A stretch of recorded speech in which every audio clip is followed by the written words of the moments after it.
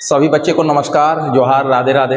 बच्चे, कल मैंने नया चैप्टर सतत एवं व्यापक मूल्यांकन एवं एनपी 2020 के संदर्भ में समग्र आकलन चैप्टर देखिए। ये चैप्टर 5वां अध्याय है आपका, लेकिन इसमें 3 चैप्टर शामिल है। सतत एवं व्यापक मूल्यांकन, एनपी 2020 के संदर्भ में समग्र आकलन और ब्लूम्स टैक्सोनॉमी, ये 3 चैप्टर शामिल है। इस बार जो जेट का सिलेबस है, आप ध्यान दीजिएगा। आपको लगेगा कि अध्याय एक ही अध्याय, लेकिन एक एक अध्याय में 3-3 अध्याय, 2-2 अध्याय शामिल कर दिया गया है। आप बढ़िया से देखिएगा और प्रत्येक अध्याय से क्वेश्चन पूछी जाएगी। आज चैप्टर, कल ये चैप्टर बेहतरीन ढंग से हम क्लास में रिकॉर्ड किए थे और बच्चे का बहुत भीड़ था, लेकिन किसी कारण से मेरे मोबाइल में डिस्टर्ब हो गया, रिकॉर्डिंग में थोड़ा डिस्टर्ब हुआ। रिकॉर्ड करने के बावजूद वो रिकॉर्डिंग पूरा डिलीट हो गया मोबाइल के गड़बड़ी कारण से। मैं इसको फिर से रिकॉर्ड कर रहा हूँ, आप ध्यान से देखिएगा। अब कुछ बात आपके बच्चे, आपसे आग्रह करना चाहूंगा, निवेदन करना चाहूंगा।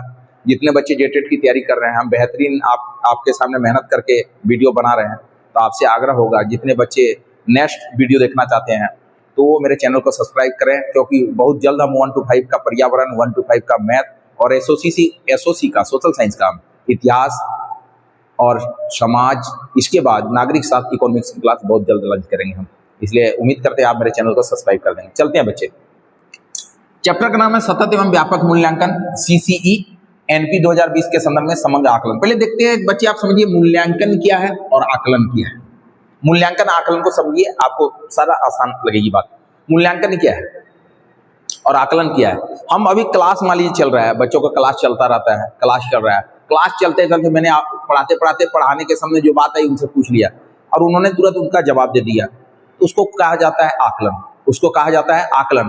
पढ़ते पढ़ते पढ़ाई कक्ष के दौरान जो प्रश्न उत्तर कर लिया जाता है बच्चों के साथ, उसको आकलन। लेकिन वर्ष के अंत में, जैसे कोई मैट्रिक परीक्षा दिया, उसका मार्कशीट घर में आया, कोई इंटर की परीक्षा दिया, कोई बीटी किया, कोई टेट का जो आप परीक्षा दीजिए, झारखंड टेट का, उसका जो मार्कशीट बन के आया, उसको बोलेंगे मूल्यांकन। यानी वर्ष के अंत में मूल्यांकन, या कक्षा कक्ष के बाद जो होता है वो मूल्यांकन, लेकिन कक्षा कक्ष के दौरान हो जाता है वो आकलन कहते हैं। अब चलते हैं बच्चे, ध्यान दीजिएगा अच्छे तरह से, बहुत इंपॉर्टेंट है, बहुत सरल चैप्टर है, बहुत छोटा चैप्टर है, तुरंत कंप्लीट हो जाएगा। सतत एवं व्यापक मूल्यांकन, इंग्लिश बोलते हैं सीसीई, इंग्लिश बोला जाता है बेटा सीसीई, कंटिन्यूअस एंड कॉम्प्रिहेंशन एवल्यूएशन। इसका फुल फॉर्म आपको निश्चित पूछेगा, पक्का पूछेगा फुल फॉर्म, आप बढ़िया से इसका ध्यान दीजिएगा फुल फॉर्म में। चलते हैं, सीसी की शुरुआत कब हुआ था बच्चा मेरे। सीसी को शुरुआत हुआ था बच्चे लोग 6 अक्टूबर 2009, किसके द्वारा? सीबीएसई के द्वारा। किसके द्वारा शुरू किया गया था? सीबीएसई के द्वारा, केंद्रीय माध्यमिक बोर्ड के द्वारा। बहुत इंपॉर्टेंट है, केंद्रीय माध्यमिक शिक्षा बोर्ड के द्वारा सीसीए की शुरुआत की थी। ये क्वेश्चन इस बार आएगा ही आएगा। सीसी की शुरुआत किसके माध्यम से किया गया? सीबीएसई के माध्यम से किया गया था, केंद्रीय माध्यमिक शिक्षा बोर्ड के द्वारा किया गया था। किसके तहत लाया गया? शिक्षा का अधिकार अधिनियम 2009 के तहत सीसीई लाया गया था। सीसीई के मुख्य 2 घटक होते हैं। पहला देखिए, सीसी में कंटिन्यूअस मतलब उसका अर्थ होता है सतत, और कॉम्प्रिहेंशन मतलब व्यापक। इससे भी क्वेश्चन रहेंगे आपसे। सतत क्या है? पूरे वर्ष में किए जाने वाला मूल्यांकन, पूरे वर्ष में किए जाने वाला मूल्यांकन, पूरे वर्ष में मतलब लगातार पर डे आप बच्चे से, कक्षा का पर डे बच्चा से कुछ ना कुछ करवा रहे हैं, विद्यालय में पर डे कुछ ना कुछ करवा, पूरे वर्ष चल रहा है, उसको बोलेंगे सतत। जिस तरह कक्षा कार्य दे देना, फिर कक्षा कार्य हो गया, जो पढ़ाए हैं उसका कुछ बनाने दे दिए बच्चे को, वो बच्चा बना के आपको दिखा दिया, वो कक्षा कार्य। अब बहुत सारे स्कूल में गृह कार्य भी दिया जाता है, गृह कार्य घर से बना के लाओ, फिर समूह कार्य दे दिया जाता है, परियोजना कार्य दिया जाता है, बच्चों से क्विज करा लिया जाता है, कब बच्चों से खेलकूद करा लिया जाता है, वो सतत मूल्यांकन है। वो क्या है बेटा? सतत मूल्यांकन। अब चलते हैं बच्चे मेरे, व्यापक मूल्यांकन। व्यापक मूल्यांकन ये छात्र के समग्र विकास का मूल्यांकन है। ये छात्र के समग्र विकास का मूल्यांकन करता है। लेकिन परीक्षा में पूछेगा व्यापक मूल्यांकन में कितने क्षेत्र शामिल हैं। आपको हम पढ़ाए थे पिछल का चैप्टर में ब्लूम्स टैक्सोनॉमी, उसमें 3 क्षेत्र शामिल थे। वही सेम चीज व्यापक में भी शामिल होगा। उसमें 3 क्षेत्र, संज्ञानात्मकता, भावनात्मकता, क्रियात्मकता। इसमें भी व्यापक मूल्यांकन में 3 क्षेत्र शामिल होंगे। एक होगा संज्ञानात्मक, दूसरा होगा भावनात्मक और इसके बाद क्रियात्मक। आपको याद रखना होगा, पूरे वर्ष में चलने वाला मूल्यांकन समग्र, और पूरे समग्र विकास, समग्र शब्द लिखा रहेगा, समग्र विकास का मूल्यांकन, वो कहलाएगा व्यापक मूल्यांकन बेटा मेरे। व्यापक मूल्यांकन में 3 भाग होते हैं। पहला भाग होता है संज्ञान, दूसरा भाव, फिर होता है क्रिया। संज्ञान क्या है? चीज है आपका ज्ञान, सोच, इससे संबंधित जो मूल्यांकन होगा वो संज्ञान होगा। आप भाव से व्यवहार, आपका रुचि जिसमें, वो भाव देखा जाएगा। खेल कूद करना, लिखना, पढ़ना, टोटल हो जाएगी क्रियात्मक में। थोड़ा चलते हैं, एक क्वेश्चन जो बार बार पूछता है, आधुनिक शिक्षा किस पर बल देती है? आधुनिक शिक्षा सतत एवं व्यापक मूल्यांकन पर बल देती है। याद रहेगा आपको, ये क्वेश्चन आना है। आधुनिक शिक्षा किस पर बल देती है? सतत एवं व्यापक मूल्यांकन पर बल देती है, आना निश्चित है। इसमें मूल्यांकन का तरीका कैसा रहेगा? मूल्यांकन का तरीका इसको समझेंगे बेटा मेरे। मूल्यांकन का तरीका जो है ना, ग्रेड पद्धति चलेगी। ग्रेड पद्धति चलेगी। अब परीक्षा के जगह में ग्रेड पद्धति चलेगी। जिस तरह अभी हाल फिलहाल में जो अब जितने भी कुछ वर्षों से मार्कशीट देखेंगे उसमें ग्रेड लिखा रहेगा, A+, B+, लिखा रहेगा। तब मूल्यांकन का तरीका कैसा हो जाएगा? ग्रेड पद्धति। ये ग्रेड पद्धति किसके जगह में? परीक्षा के बजाय, परीक्षा की जगह जो अब आ जाएगा मूल्यांकन का तरीका, ग्रेड पद्धति हो जाएगा। ये अब चलते हैं, थोड़ा सा और बात कर लेते हैं, आगे की ओर चलते हैं, थोड़ा इसको मिटा देते हैं, थोड़ा ध्यान दीजिएगा आप लोग, थोड़ा ध्यान दीजिएगा। अब चलते हैं, बात करते हैं सीसी की विशेषता से क्वेश्चन पूछेगा ही पूछेगा आपको, जो इंपॉर्टेंट है। सीसी से विशेषता,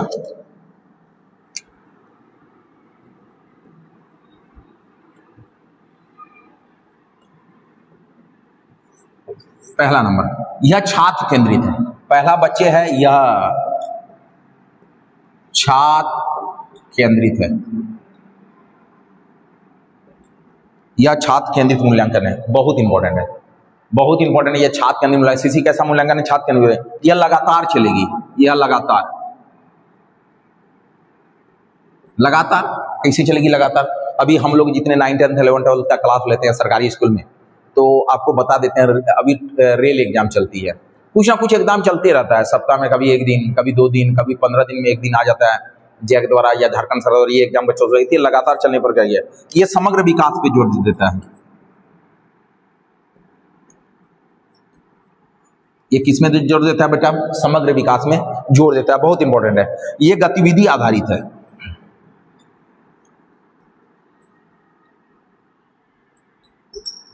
ये गतिविधि आधारित है, बहुत इंपॉर्टेंट है। अब 5वां नंबर, ये आंतरिक मूल्यांकन में बल देता है। आंतरिक मूल्यांकन, ध्यान देंगे। गतिविधि आ रही, छात्र खेलकूद कर रहा है, खाद लिख रहा है, आपको कक्षा कक्ष बना के दिखा रहा है, गृह कार्य कर रहा है, गतिविधि। आंतरिक मूल्यांकन क्या है, ये उसको समझना है। आप कोई भी एग्जाम देते हैं, आपके पास मार्कशीट आ गया, छप के आ गया, तो आप किसी को दिखा सकते हैं, हाँ मेरा इतना नंबर आया, लेकिन आप कितना तेज है अंदर से, किसी विषय में कितनी जानकारी रखते हैं, किसी के प्रति कैसा आपका पकड़ किस वस्तु पे, उसको किसी को पता नहीं, सिर्फ आप जानते हैं, उसको बोलते हैं आंतरिक मूल्यांकन। तो ये किस पे बल देते हैं? आंतरिक मूल्यांकन। परीक्षा में इससे क्वेश्चन कैसे पूछेगा? सीसी के निम्नलिखित तो कौन सी विशेषता सही है? ये सब विशेषता है, जो नहीं होगा आप मार दीजिएगा, ठीक। या इसका एक ऑप्शन रहेगा, 3 सही रहेगा, चौथा नंबर इनमें सही सभी लिखा रहेगा, तो इनमें सभी आप मार देंगे। सीसी के प्रमुख से तो आप मार देंगे इनमें सभी, निश्चित रूप से आपका सही हो जाएगा। अब थोड़ा ध्यान देंगे बेटा मेरे, सीसी के उपकरण,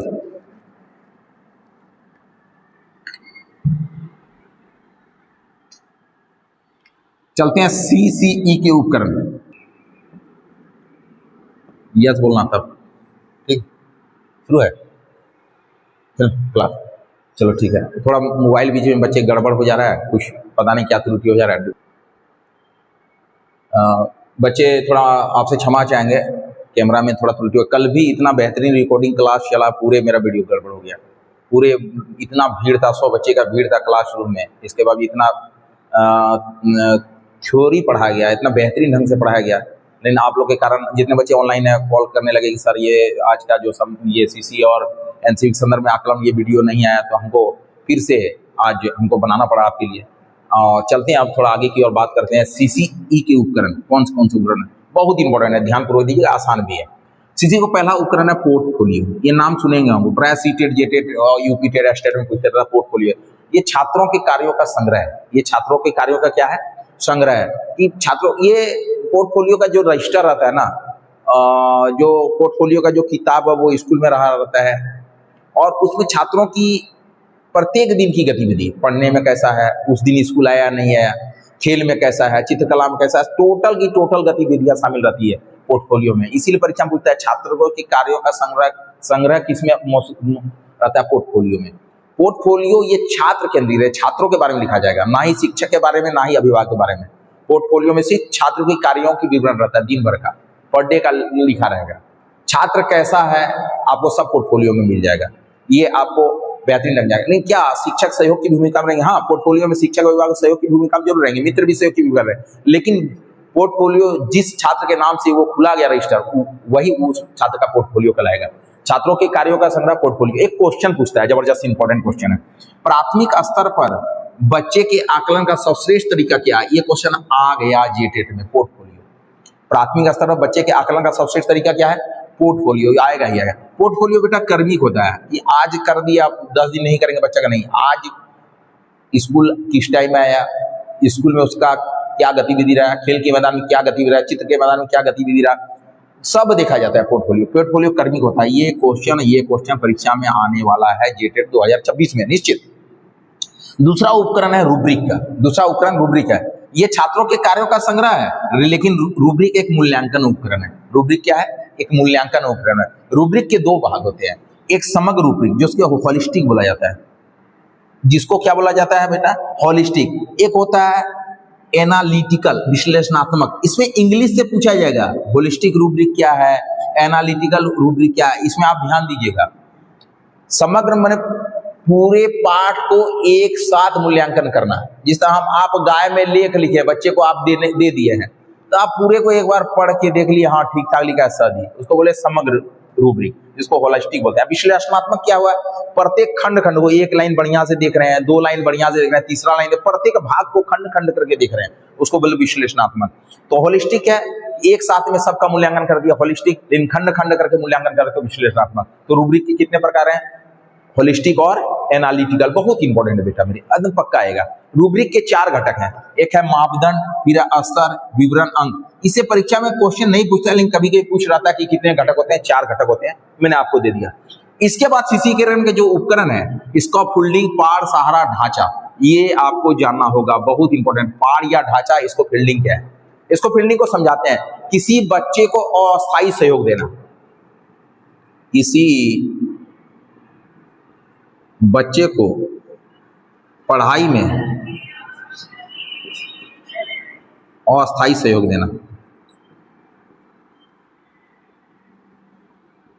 ध्यान दीजिएगा बेटा मेरे, किसी बच्चे को पढ़ाई में अस्थायी सहयोग देना, इसको फील्डिंग है, पाड़ है, ढांचा है, सहारा देना। ये क्वेश्चन तो आदत सा हो गया पूछने का। समझा देते हैं आपको कैसे। मान लिए बच्चा कोई चीज में अटक गया, थोड़ा सा बता दिया, अरे बाबू थोड़ा सा ये कर लो, वो कर लिया, उसको बोलते हैं इसको फोल्डिंग, पाड़ या जाता है। ये परीक्षा में तीनों से क्वेश्चन आ रहा है, पोर्टफोलियो से आएगा, रूब्रिक से आएगा, इसको फील्डिंग से आएगा, निश्चित आएगा, पक्का आएगा। इसको फील्डिंग फिर से समझ लीजिए, पाड़, ढांचा, इसको फील्डिंग, सहारा देना, बच्चों को अस्थायी सहयोग, थोड़ा सा सहयोग कर दिया। मान लीजिए बच्चा ABC लिखा, D में फंस गया, थोड़ा D बता दिए, इस तरह होता है, हो गया, वो आगे चल गया अपना, कोई दिक्कत नहीं। बच्चा कोई गणित बना रहा है, थोड़ा फॉर्मूला भूल गया, थोड़ा मदद कर दिया, हो गया। कोई ऑब्जेक्टिव बनाया, थोड़ा सा फंसा हुआ है, आप थोड़ा समझा दिए, हो गया। बच्चों में देने, पढ़ाई के संबंध में दिया जाने वाला अस्थायी सहयोग ही इसको फील्डिंग, पाड़ या सहारा या ढांचा कहलाता है। बहुत इंपॉर्टेंट है ये। इससे पोर्टफोलियो से, रूब्रिक से और इसको फील्डिंग से निश्चित क्वेश्चन जेटेट 2026 में आएगा ही आएगा बेटा मेरे, निश्चित आएगा, आप जान लीजिए। अब चलते हैं, बात करते हैं NP 2020 के, ये वाला चलते हैं, ये वाला चैप्टर याद रखिएगा। NP 2020 के संदर्भ में समग्र आकलन, इसमें कौन कौन सी बात हुई थी? पहला 1 नंबर चला था प्रक, बहुत PARAKH, इसको बोलेंगे प्रक। प्रक भारत का पहला राष्ट्रीय मूल्यांकन नियामक है, इसे क्वेश्चन पूछेगा। भारत का पहला राष्ट्रीय मूल्यांकन,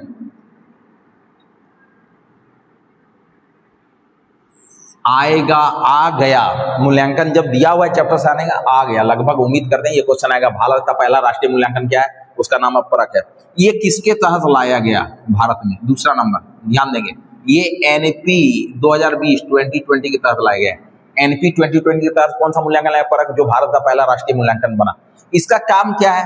भारत के जितने भी बोर्ड है, विभिन्न बोर्डों के बीच सामंजस्य स्थापित कर लेना, विभिन्न बोर्डों के बीच संबंध, सामंजस्य या संबंध। अभी जिस तरह हम लोग का झारखंड में चलता है जेक बोर्ड, फिर झारखंड में बहुत सारे स्कूल में CBSE बहुत हो गया, CBSE बोर्ड, किसी प्राइवेट स्कूल में ICSE बोर्ड चलता है, सभी बोर्डों को मिलाकर एक सामंजस्य स्थापित है, एक टाइप का मूल्यांकन किया जाए, उसको नाम दिया गया परख। इसका काम है विभिन्न बोर्डों के बीच सामंजस्य स्थापित करना। इससे पक्का पूछेगा भारत का पहला राष्ट्रीय मूल्यांकन क्या बना? परख। किसके माध्यम से शुरू हुआ? एनईपी 2020 के माध्यम से। इसका काम क्या है? विभिन्न बोर्डों के बीच संबंध स्थापित करना। दूसरा चला था 360 डिग्री, 360 डिग्री रिपोर्ट कार्ड या मूल्यांकन कार्ड या फिर मूल्यांकन प्रणाली।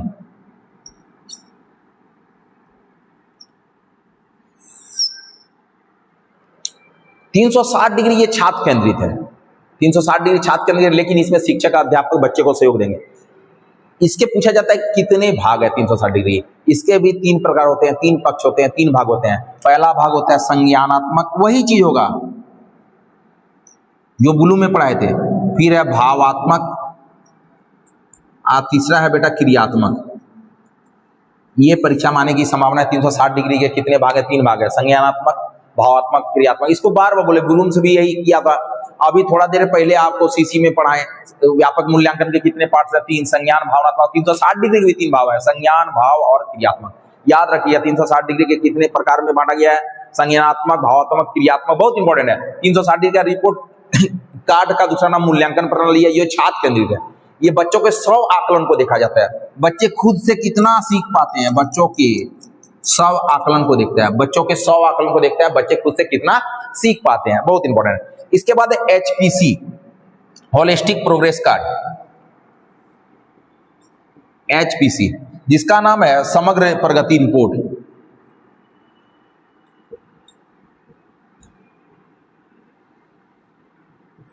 समग्र प्रगति रिपोर्ट, इसमें शामिल शैक्षणिक उपलब्धि रहती है, उनके कार्य करने की उपलब्धि रहती है, कौशल रहता है, खेल, सामाजिक गतिविधि, टोटल शामिल रहेगा।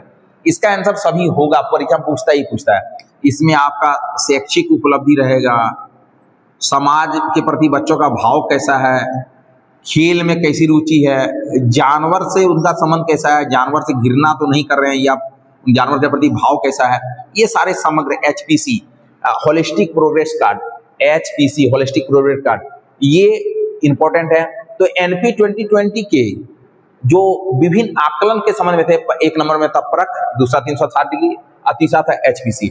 इससे भी इंपॉर्टेंट था CCE का, जो अभी पढ़ाएं, पोर्टफोलियो, रूब्रिक, और इसके बाद इसको फील्डिंग या पार या ढांचा। ये आपका चैप्टर कंप्लीट हो गया। मैंने बहुत शॉर्ट तरीके से बनाया कि पुनः वीडियो बनाना पड़ा हमें, बच्चे माफी चाहेंगे आपसे। क्लास में थोड़ा जो कल का वीडियो डिलीट हो गया किसी भूलवश से। अब ये जो आप संपूर्ण रूप से सीख गए, और ऑनलाइन जितने बच्चों से आग्रह होगा कि आप कृपया मेरे चैनल को सब्सक्राइब कर दिए, और बेहतरीन ढंग से प्रत्येक चैप्टर आसान तरीके और ट्रिकली माध्यम से आपको 1 से 1.5 महीना में कंप्लीट कर देंगे पूरे तरह से। सबको धन्यवाद, नमस्कार।